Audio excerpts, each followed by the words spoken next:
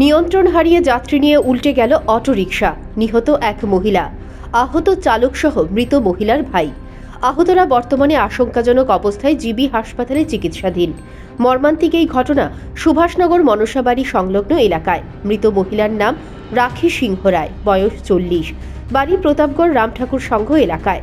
বুধবার অটো নিয়ে রামঠাকুর সংঘ থেকে সাধুটিলা নিজের বোনের বাড়িতে অনুষ্ঠানে গিয়েছিলেন রাখি সিংহ রায় ও উনার ভাই। ফেরার পথে সুভাষনগর মনসাবাড়ি সংলগ্ন এলাকায় নিয়ন্ত্রণ হারিয়ে অটো রিকশাটি উল্টে যায়। অটো চালক সহ যাত্রীরা পড়ে চিৎকার শুরু করলে আশেপাশের লোকজন এসে রক্তাক্ত অবস্থায় তাদেরকে উদ্ধার করে জিবি হাসপাতালে নিয়ে আসেন। সকলেই মাথায় প্রচণ্ড আঘাত পেয়েছেন। হাসপাতালে নিয়ে আসার পর কর্তব্যরত চিকিৎসক রাখি সিংহ রায়কে মৃত বলে ঘোষণা করেন। বৃহস্পতিবার মৃতদেহ ময়না তদন্তের পর পরিবারের লোকজনদের হাতে তুলে দেওয়া হয়েছে। আপনি কি শুনছেন? আমি এবারে বাইরে ফোন করছে যে বডি তো অ্যাক্সিডেন্ট করছে, এতটুকু অ্যাক্সিডেন্ট করছে তো পোলার খবর পোলারও কইছে, আমারও কইছে, পোলা ফটো গিয়ে পাইছে না, লগর জিবি চাইছে, জিবি যায় পোলা শুনছে নাই মারা গেছে। এখন অবধি জানতে পারছেন নি কীভাবে হয়েছে বা উনি কোন জায়গাতে গিয়েছিল?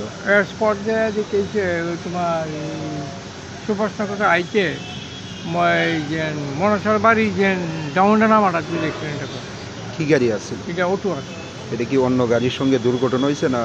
না, এটা উল্টে গেছে। কতজন আছে? এটা বাচ্চা আসলে 2 জন, যাবে 3 জন। তা আপনার স্ত্রীর তো মৃত্যু হয়েছে, বাকি 2 জনের অবস্থা কীরকম? এর অবস্থা হইল তোমার একজনের চিলি লাগছে 7টা, আর বুকে 8 কেজি একটা ভেঙে আছে, আর আরেকজনের মাথাতে কোন বেন্ডিজ করে কাছে। আপনার স্ত্রী কি মানে জিবি হাসপাতালে আনার পর মৃত্যু হয়েছে না ঘটনাস্থলে? এটা তো আমরা সঠিক কইতে পারছি না, হসপিটাল জিবি থেকে এটা ঘোষণা করছেন নাই, এতটুকু আমরা জানাই।